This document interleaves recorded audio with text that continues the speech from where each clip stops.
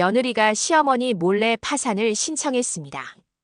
그리고 아무렇지 않게 밥상머리에 앉았습니다. 가족이 내 이름을 훔쳤습니다. 이 노인의 사연은 단순한 피해가 아닙니다. 지켜야 했던 단 하나의 이름, 그걸 다시 되찾기까지. 그녀의 싸움은 조용하지만 강했다. 어머님 명의로 파산 신청했습니다. 그렇게 말하며 웃던 며느리의 얼굴이 잊히질 않았다. 안녕하세요. 저는 이명자예요. 올해 70을 넘겼고요. 남편은 몇 해 전 세상을 떴습니다.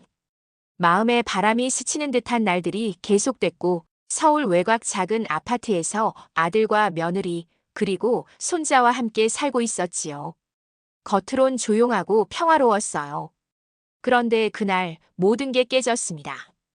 아침 시장을 다녀오는 길이었어요. 우편함에 꽂힌 등기 하나를 꺼냈어요. 익숙한 주소, 그런데 발신인이 법원이라 불길했죠. 집에 들어와 조심스럽게 봉투를 열었습니다. 낯선 활자들이 가득한 그 종이에서 제 이름을 발견한 순간 손끝이 얼어붙은 것처럼 움직이지 않았습니다. 파산 면책 신청서. 받아들이기엔 너무 낯선 문장이었고 다 읽기도 전에 속이 헛헛해져 그대로 주저앉고 말았습니다. 가슴이 콱 막혔어요. 분명히 저는 아무것도 한 일이 없었는데 왜 제 이름으로 이런 일이 벌어진 걸까? 아들 부부는 평소에도 재정 이야기를 잘 꺼내지 않았고 며느리는 항상 싹싹한 말투 뒤에 알 수 없는 선을 긋고 살았죠.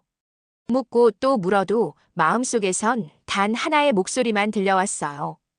이건 누군가 일부러 한 짓이다. 내 허락도 서명도 도장도 없이. 다음 날 바로 구청에 들렀어요. 공무원이 서류를 확인하더니 조심스레 말했어요. 파산 신청이 정식 접수되었고 대리인은 가족으로 적힌 누군가랍니다. 그 이름은 제 며느리였어요. 생각보다 담담하게 들었습니다. 이상하게 눈물이 안 나더군요. 무너지는 기분이라기보단 세상이 조용히 멈춘 느낌이었어요. 그 자리에서 도장 위조 여부를 조사해달라고 말하고 곧장 법원으로 발걸음을 옮겼어요. 며느리는 이 사실을 알 리 없었고 저는 집으로 돌아가는 길에 스스로를 다독였어요. 무너지지 말자고. 혼자라서 더 정신 차려야 한다고. 하지만 마음속엔 의심이 하나씩 실체를 드러내고 있었지요. 그날 밤 아들에게 조용히 물었습니다. 이거 알고 있었냐고. 며느리가 내 이름으로 한 거. 아들은 한참을 말없이 앉아 있다가 이런 말만 했어요. 엄마, 우리가 좀 급했어. 어쩔 수 없었어. 그 말이 다였습니다. 그 짧은 대답 속에서 저는 많은 걸 알게 되었습니다. 아들이 알고 있었고 막지 않았고 외면했구나 싶었습니다. 며느리는 더 이상 부인하지 않았어요. 오히려 단단한 목소리로 말했지요. 이건 가족이니까 가능한 거라고. 그 말을 들은 순간 속에서 뭔가 꺼내져 나오는 듯한 느낌이 들었습니다.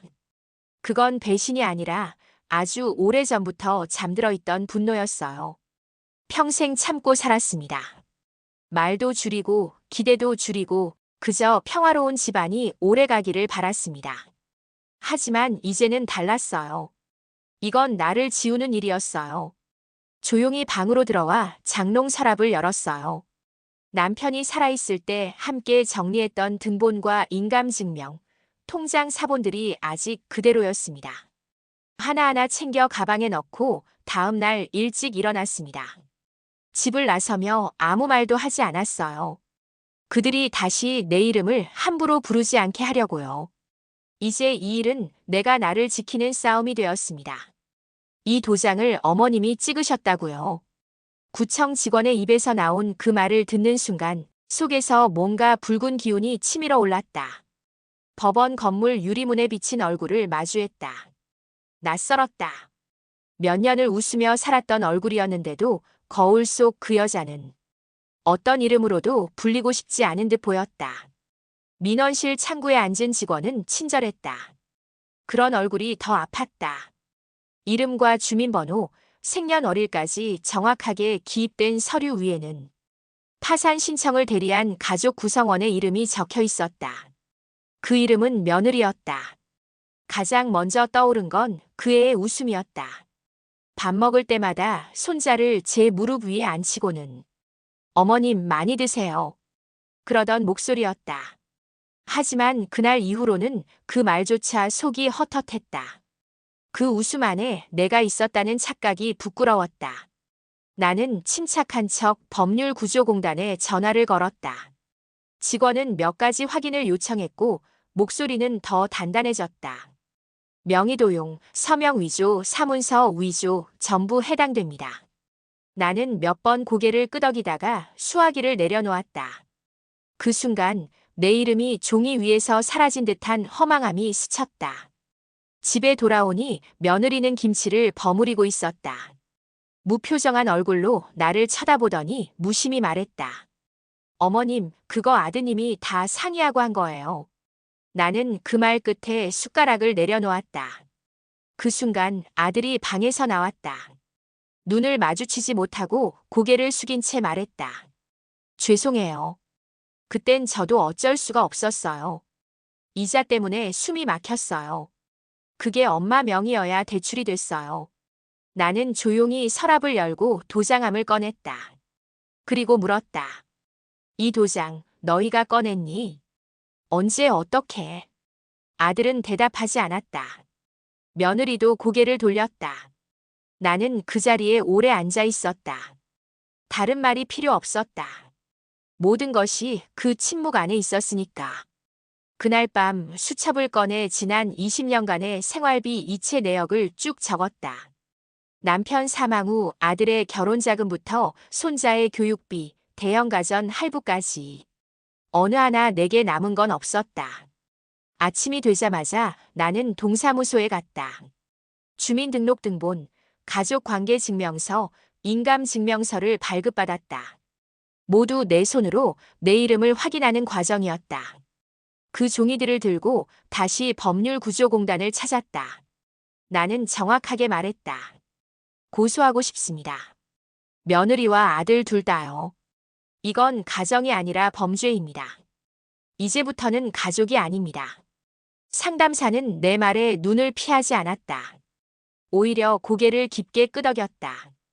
그 말이 그렇게 따뜻하게 들릴 줄 몰랐다. 밖으로 나오니 햇살이 따갑게 내려앉았다. 나는 가방끈을 움켜쥐고 버스 정류장을 향해 걸었다. 속으로 중얼거렸다. 이게 내 이름을 되찾는 첫걸음이구나. 이제는 지키겠다. 누구도 다시는 내 이름을 흉내내지 못하게 하겠다. 그 집 명의는 그대로인데 어머님 이름은 파산자로 남을 거래요. 법률구조공단 상담사의 마지막 말은 얼음처럼 차가웠다. 나는 손끝으로 도장을 꾹 눌러가며 진술서를 썼다. 어디서부터 잘못된 건지 언제부터였는지 생각하다 보니 처음 손자의 유치원 등록금을 대신 냈던 그날이 떠올랐다. 그땐 내 이름이 이렇게까지 함부로 쓰일 줄은 몰랐다. 민원실 안 조용한 법률 상담실. 변호사 지망생이라는 젊은 여직원이 조심스레 입을 열었다. 불법으로 명의를 사용한 건 분명한 범죄고 피해자의 입장에서 형사 고소 가능하다고 했다. 나는 멍하니 그녀의 얼굴을 바라보다가 가볍게 고개를 끄덕였다. 고맙다는 말 대신 손에 쥔 종이를 꽉 움켜쥐었다. 법률 문구 속 내 이름을 보며 이상한 기분이 들었다. 서류 안에 적힌 그 세 글자가 이제야 진짜 나 같았다. 며칠이 지난 뒤 경찰서에서 연락이 왔다. 진술을 하러 가야 했다. 준비해둔 서류 봉투를 챙기며 서랍 속에서 오래된 흑백 사진 한 장이 흘러나왔다. 사진 속 젊은 내가 어린 아들을 안고 웃고 있었다. 그땐 이 아이를 위해서라면 뭐든 다 줄 수 있다고 생각했었다. 그 마음을 이제는 내려놔야 할까. 경찰서 앞. 노란 은행잎이 발끝에 날아들었다. 진술실 안 조사관은 내게 차분히 물었다. 도장을 훔쳐 사용한 걸 안 시점, 그날의 대화, 며느리의 반응까지. 나는 모두 기억나는 대로 말했다. 정확히 또박또박. 흔들리면 안 되는 순간이라는 걸 알고 있었다. 진술이 끝나고 복도에 나섰을 때 나는 오래된 벽시계를 올려다봤다. 그 시계는 멈춰 있지 않았다. 여전히 앞으로 나아가고 있었다. 집에 돌아와 현관문을 여니 며느리가 서 있었다. 내 얼굴을 본 순간 미간을 찌푸리며 말했다. 어머님, 이렇게까지 하실 줄은 몰랐어요. 나는 아무 말 없이 그녀 옆을 지나 거실로 들어갔다. 식탁 위에는 파산 서류와 보험 계약서가 얹어져 있었다. 내 이름으로 가입된 보장성 보험, 대출 연계 특약까지. 그제야 알았다. 이번 일은 한 번이 아니었다는 걸. 며느리는 그 서류를 흘끗 보며 말했다. 이런 것까지 보셨군요. 그래도 가족끼리 이렇게까지는 안 가도 되잖아요. 나는 돌아서서 조용히 말했다. 그래서 내가 멈췄어야 했을까? 너희가 시작했잖니. 그날 밤 아들이 내 방 문을 두드렸다. 그는 작게 말했다. 엄마 미안해요.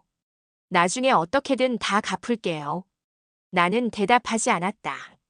침대에 앉아 거실에서 들려오는 뉴스 소리에 귀를 기울였다. 노인 사기 피해 관련 보도가 이어졌다.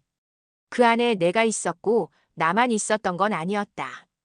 다음 날 경찰서에서 며느리에게 출석 통보가 나갔다는 전화를 받았다. 나는 서랍 속에 넣어둔 서류철을 다시 꺼냈다. 이제 두 사람 모두 내 이름을 쉽게 입에 담지 못할 것이다. 내가 내 이름을 지킨 첫 번째 기록은 그렇게 완성되고 있었다. 고소하셨다고요? 가족인데 그럴 수 있어요. 며느리의 목소리는 분노와 당황이 뒤섞여 있었다. 하지만 나는 조금도 놀라지 않았다. 이 모든 건 이미 예상한 반응이었다. 그날 경찰서에 다녀온 직후 마음이 이상하게 편안했다. 모든 사실이 기록으로 남았다는 안도감 때문이었을까. 나는 내가 더는 피해자가 아니라는 걸 처음 실감했다. 다음 날 며느리에게 경찰 출석 통보가 전달되었다는 얘기를 들었다. 점심 무렵 딸처럼 지내던 옆집 윤경 씨가 반찬을 들고 찾아왔다. 눈치 빠른 사람이었기에 나를 보며 조용히 물었다. 괜찮냐고, 무슨 일 있었느냐고. 나는 간단히 대답했다. 내 이름이 도둑 맞은 것 같아서 그걸 되찾고 있는 중이라고. 윤경 씨는 고개를 끄덕이며 내 손을 가만히 잡았다. 말없는 지지가 그날은 참 고마웠다. 며칠 뒤 며느리는 경찰서에 출석했다. 진술 도중 눈물을 보였다는 얘기를 전해 들었다. 자기가 다 하려던 건 아니었다고, 남편이 그러니까 내 아들이 시켰다고 말했단다. 하지만 변명은 오래가지 못했다. 수사팀은 이미 계좌 내역과 녹취 일부를 확보한 상태였고 진술이 오갈수록 두 사람의 역할이 명확해지고 있었다. 그날 저녁 아들은 내 방문 앞에 쭈그려 앉아 있었다. 고개를 들지 못하고 몇 마디를 중얼거렸다. 나는 방문을 열지 않았다. 말도 걸지 않았다. 그 순간 어떤 감정도 남아있지 않았기 때문이었다. 나는 식탁 위에 남은 과일 껍질을 정리하며 신문 한 장을 펼쳤다. 사회면 한켠 노인 재산 관련 범죄 기사. 읽던 중 문득 기자 이름이 눈에 들어왔다. 이현지. 오래전 중학교 시절 담임으로 지냈던 학생이었다. 나는 그 아이가 유난히 성실했던 걸 기억하고 있었다. 고민 끝에 그 기자에게 메일을 보냈다. 자초지종을 쓰는 동안 마음이 떨렸지만 이야기를 알리고 싶었다. 나 같은 이가 또 생기지 않게 하려면 지금 내일이 작게라도 누군가에겐 도움이 되길 바랐다. 며칠 뒤 기자에게서 연락이 왔다. 직접 만나 이야기를 듣고 싶다고 했다. 나는 한적한 찻집을 골라 약속을 잡았다. 기자는 내 얘기를 조용히 듣고 꼼꼼히 기록했다. 눈빛은 따뜻했지만 질문은 날카로웠다. 나는 모든 걸 가감없이 말했다. 며느리의 서류 위조, 아들의 방조, 내가 왜 고소를 결심했는지, 왜 다시는 그들에게 내 이름을 쓰지 못하게 하고 싶은지. 인터뷰가 끝나고 기자는 잠시 침묵했다. 그리고 나지막하게 말했다. 선생님, 이건 꼭 알려야 할 이야기예요. 더 많은 어머님들이 용기 내게 도와주셔야 해요. 나는 웃지 못하고 대신 고개를 끄덕였다. 그 말이 진심이란 걸 느꼈기 때문이다. 그날 밤 오랜만에 잠이 깊었다. 어느 것도 미루지 않고 드러내고 밝힌 후라 그런 것 같았다. 꿈속에서도 나는 내 이름을 또박또박 말하고 있었다. 그 목소리가 참 또렷하게 들렸다. 기사가 떴다. 가족에게 명예 도용당한 노인의 사연, 포털 메인에 걸린 제목을 보며 나는 아무 말도 하지 않았다. 댓글창엔 낯선 이들의 목소리가 빼곡했다. 이런 일이 진짜이냐? 어머님 너무 안 됐다. 누가 자식이고 누가 부모인지 모르겠다. 기자에게서 연락이 왔다. 방송사에서 인터뷰 요청이 들어왔다는 내용이었다. 나는 그 제안을 정중하게 거절했다. 이제 내 이름은 신문지 위에 있을 게 아니라 내 손 안에 있어야 했기 때문이다. 그러던 어느 날 아들이 집을 나갔다. 사직서를 냈고 지인들 사이에서도 사건 소문이 돌았다며 도저히 회사에 남을 수 없었다고 했다. 며느리는 아이를 데리고 친정으로 들어갔다. 법률 대리인에게서 들은 말로는 두 사람 모두 조사 이후 기소 의견으로 검찰 송치가 결정됐다고 했다. 나는 낡은 찬장에서 오래된 차 잔을 꺼내 물을 끓였다. 그 잔은 결혼할 때 시어머니께 받은 것이었고 한때는 명절마다 며느리 손에 담겨 오르내리던 것이었다.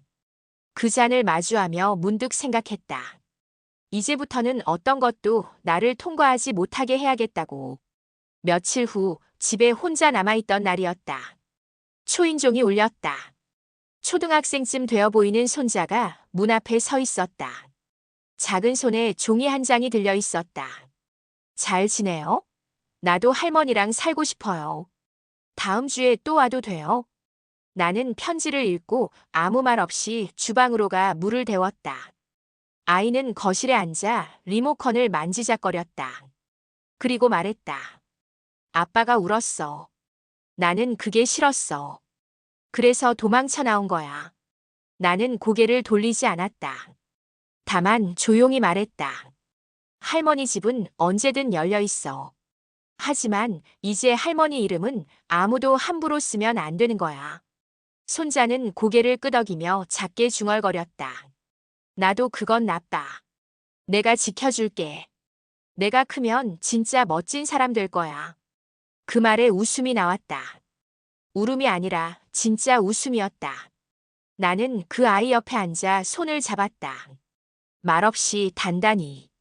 그날 밤 아들에게서 문자가 왔다. 미안해. 평생 속죄하며 살게.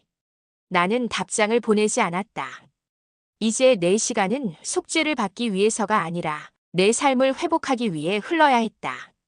그날 이후 매주 손자가 집에 왔다. 나는 국을 끓이고 이야기를 듣고 학교 일기를 함께 읽었다. 그건 화해도 아니고 용서도 아니었다.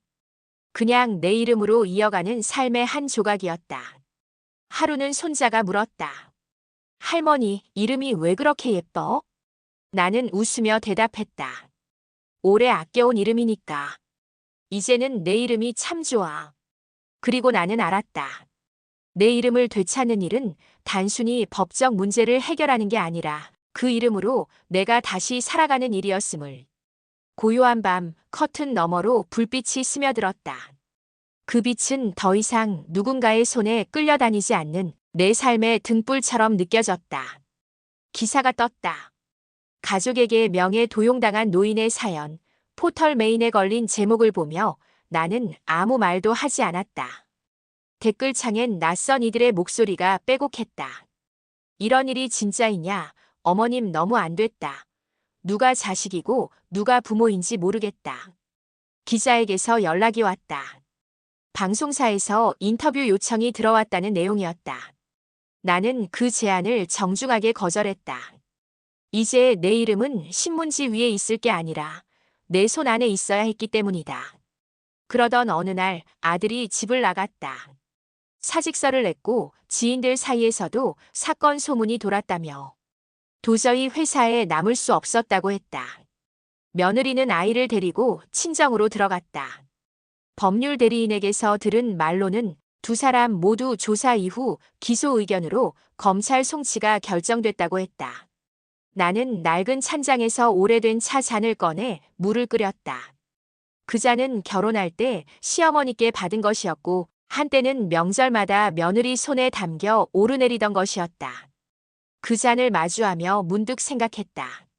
이제부터는 어떤 것도 나를 통과하지 못하게 해야겠다고. 며칠 후 집에 혼자 남아있던 날이었다. 초인종이 울렸다.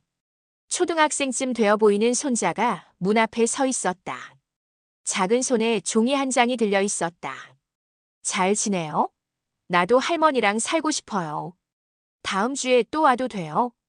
나는 편지를 읽고 아무 말 없이 주방으로 가 물을 데웠다. 아이는 거실에 앉아 리모컨을 만지작거렸다. 그리고 말했다. 아빠가 울었어. 나는 그게 싫었어. 그래서 도망쳐 나온 거야. 나는 고개를 돌리지 않았다. 다만 조용히 말했다. 할머니 집은 언제든 열려 있어. 하지만 이제 할머니 이름은 아무도 함부로 쓰면 안 되는 거야. 손자는 고개를 끄덕이며 작게 중얼거렸다. 나도 그건 나빠. 내가 지켜줄게. 내가 크면 진짜 멋진 사람 될 거야. 그 말에 웃음이 나왔다. 울음이 아니라 진짜 웃음이었다. 나는 그 아이 옆에 앉아 손을 잡았다. 말없이 단단히. 그날 밤 아들에게서 문자가 왔다. 미안해. 평생 속죄하며 살게. 나는 답장을 보내지 않았다. 이제 내 시간은 속죄를 받기 위해서가 아니라 내 삶을 회복하기 위해 흘러야 했다. 그날 이후 매주 손자가 집에 왔다. 나는 국을 끓이고 이야기를 듣고 학교 일기를 함께 읽었다. 그건 화해도 아니고 용서도 아니었다. 그냥 내 이름으로 이어가는 삶의 한 조각이었다. 하루는 손자가 물었다. 할머니, 이름이 왜 그렇게 예뻐? 나는 웃으며 대답했다. 오래 아껴온 이름이니까. 이제는 내 이름이 참 좋아. 그리고 나는 알았다. 내 이름을 되찾는 일은 단순히 법적 문제를 해결하는 게 아니라 그 이름으로 내가 다시 살아가는 일이었음을. 고요한 밤 커튼 너머로 불빛이 스며들었다. 그 빛은 더 이상 누군가의 손에 끌려다니지 않는 내 삶의 등불처럼 느껴졌다. 그애 아직 반성 안 했어요. 경찰 조사 때도 남탓만 했다더군요. 이웃 윤경 씨가 내게 건넨 말이었다. 그녀의 말투는 늘 부드러웠지만 그날은 단단했다. 나는 잠시 침묵하다가 찻잔을 들었다. 그 안에서 김이 올라오고 있었다. 이제는 진짜 끝낼 준비가 되어 있다고 생각했다. 며느리는 보석 신청을 냈지만 기각되었다는 연락을 받았다. 공범으로 지목된 아들도 서면 조사를 받고 재판을 기다리고 있었다. 시간은 천천히 흐르고 있었지만 방향은 더는 어둠이 아니었다. 나는 그 사이 법률구조공단을 다시 찾아갔다. 이번에는 민사소송이었다. 명예도용으로 인한 손해배상 청구. 금액은 크지 않았지만 이건 돈의 문제가 아니었다. 내 이름을 쓰며 만들어낸 피해를 법으로 바로잡고 싶었다. 사건은 언론 보도 이후 다른 피해자들의 제보로 이어졌다. 한때 함께 살던 작은 시골 마을의 친구도 연락을 해왔다. 그 친구는 내게 이런 말을 남겼다. 넌 결국 해냈다. 나는 그냥 참기만 했는데. 그 말이 고맙기도 하고 아프기도 했다. 며칠 뒤 시청 복지과에서 연락이 왔다. 노인 대상 권리 교육 강연 요청이었다. 내가? 정말 나더러요. 처음엔 믿기지 않았다. 하지만 담당자는 내게 말했다. 어르신이 직접 겪은 일이니 더 큰 울림이 있을 거라고요. 나는 조심스레 대답했다. 혼자 조용히 살고 싶었지만 나 같은 이가 또 있으면 안 되니까요. 도움이 된다면 기꺼이 하겠어요. 그날 이후 강연을 준비하며 나는 지난 6개월간의 일들을 다시 한번 정리해 보았다. 일기장처럼 기록해둔 메모와 메일, 문자, 경찰 출석일과 사건 번호까지.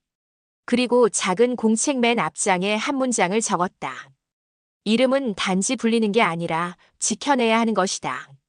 강연 날 구청 강당에 모인 사람들은 대부분 내 또래였다. 고개를 끄덕이며 메모를 하며 한숨을 쉬며 내 얘기를 들었다. 강연이 끝난 뒤 어떤 할머니가 내 손을 붙잡았다. 고맙다고요. 이제 나도 용기 낼 수 있을 것 같다고요. 나는 말없이 그녀 손을 꼭 잡았다. 그 손의 떨림이 오래도록 전해졌다.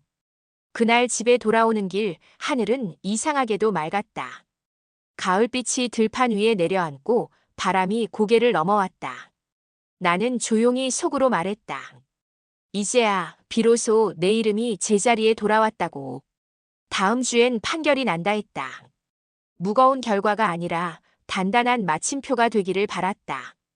이 일의 끝이 누군가의 시작이 될 수 있다면 그건 이 싸움이 헛되지 않았다는 증거일 테니까. 그 여자 징역형 나왔대요. 생각보다 무거웠다고 하더군요. 윤경 씨가 건넨 짧은 말이 내 귓가를 때렸다. 나는 가만히 앉아 창문을 바라보았다. 바람이 커튼을 스쳤다. 그 안엔 시원함도 씁쓸함도 담겨 있었다.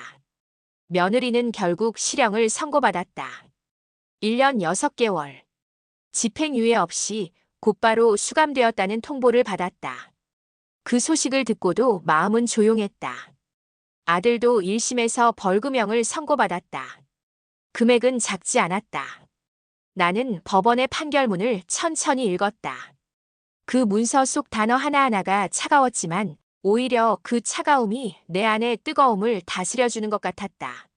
몇 달 전까지만 해도 아침마다 눈을 뜨면 불안부터 몰려왔다. 지금은 아니었다. 커튼을 열고 햇살을 받아들이는 일이 다시 익숙해졌다. 그날 오후 손자가 학교에서 돌아왔다. 자전거를 타고 동네를 돌다 이 집으로 곧장 왔다는 얼굴이었다. 나는 미리 준비해둔 귤을 꺼내 테이블에 올려두었다. 손자는 자리를 잡고 앉으며 말했다. 이제는 괜찮은 거지? 아빠도 혼났고 엄마도 어디 갔다며. 근데 나 이 집이 제일 좋아. 할머니도 제일 좋아. 나는 그 말에 대답하지 않고 귤 껍질을 깠다. 향이 퍼졌다. 아이는 연필을 꺼내더니 숙제를 펼쳤다. 조용히 덧붙였다. 나도 나중에 법 공부할래. 우리 가족처럼 되는 사람 없게 하려고. 나는 고개를 끄덕였다. 무슨 말을 해야 할지 몰랐지만 그 아이의 말이 내게 가장 큰 보상이란 걸 알 수 있었다. 며칠 후 복지관에서 다시 연락이 왔다. 이번에는 노인 상담 프로그램 패널 제안이었다. 내 경험을 나누는 걸 주저했지만 이번만큼은 망설이지 않았다. 누군가는 내 말을 기다리고 있었고 그 말이 또 누군가에겐 문이 될 수 있다고 믿었다. 강연장에서 만난 사람들은 대부분 침묵으로 인사를 대신했다.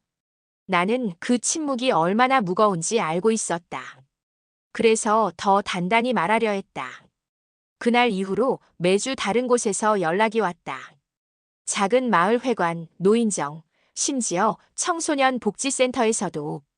어느 날은 초등학교에서도 연락이 왔다. 교감 선생님은 내게 말했다. 할머니, 아이들에게도 꼭 들려주고 싶어요. 자기 이름을 스스로 지킬 수 있는 사람으로 자라게 하고 싶어요. 나는 웃으며 고개를 끄덕였다. 이제는 말할 수 있었다. 그 모든 무너짐이 끝이 아니라 시작이었다고. 가끔 밤이 오면 그날의 첫 서류가 떠오르곤 했다. 파산 면책 신청서. 그 위에 쓰였던 내 이름. 지금은 그 이름이 그 어느 때보다 단단해져 있었다. 손자가 잠든 밤 나는 조용히 앉아 작은 노트를 펼쳤다. 그리고 거기다 한 줄을 더 적었다. 이름은 다시 태어날 수 있다. 그것이 내 삶의 증거였다. 할머니가 법원에서 이겼대요. 나 학교에서 얘기했더니 친구들이 다 멋지다고 했어요. 손자의 말은 천진했지만 내 마음 어디 깊은 곳까지 울려 퍼졌다. 나는 천천히 아이의 머리를 쓰다듬었다. 세상이 그 애에겐 조금 덜 거칠었으면 좋겠다고 생각했다. 며느리는 복역 중이고 아들은 지방으로 내려가 조용히 살고 있다고 들었다. 가끔 생활비 명목에 송금이 오긴 했지만 나는 그 돈에 손을 대지 않았다. 마음에 들지 않아서가 아니었다. 이제는 나 혼자서도 괜찮았기 때문이었다. 복지관 강연은 어느덧 2달째 이어졌다. 이야기를 들은 사람들 중 몇몇은 내게 조용히 다가와 자신의 일을 털어놓기도 했다. 가족에게 재산을 잃었다는 노인, 자식의 빚을 갚느라 자신을 포기했던 어르신들. 나는 그들의 손을 잡고 가만히 고개를 끄덕였다. 해결해 줄 순 없지만 같이 아파줄 수는 있다고 믿었다. 강연이 끝나고 혼자 집으로 돌아오는 길, 동네 작은 공원 벤치에 앉아 잠시 숨을 골랐다. 바람이 나뭇잎을 흔들고 지나가던 아이들이 웃으며 인사했다.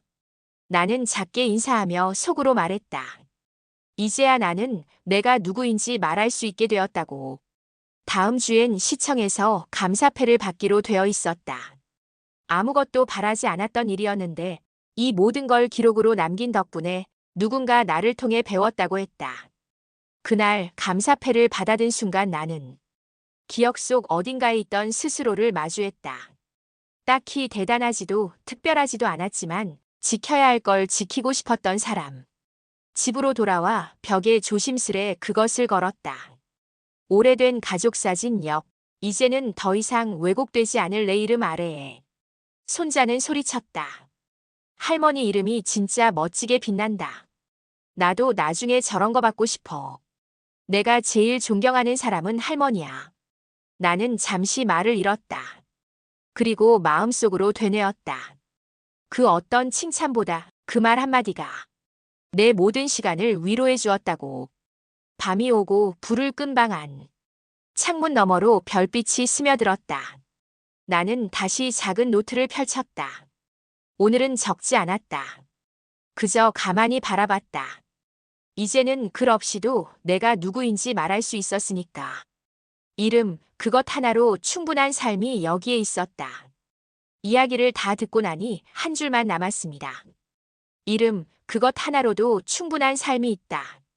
우리는 누구의 어머니, 누구의 배우자가 아니라 온전히 나로 살아가는 시간이 필요합니다. 당신도 지금 조용히 무언가를 견디고 계신가요?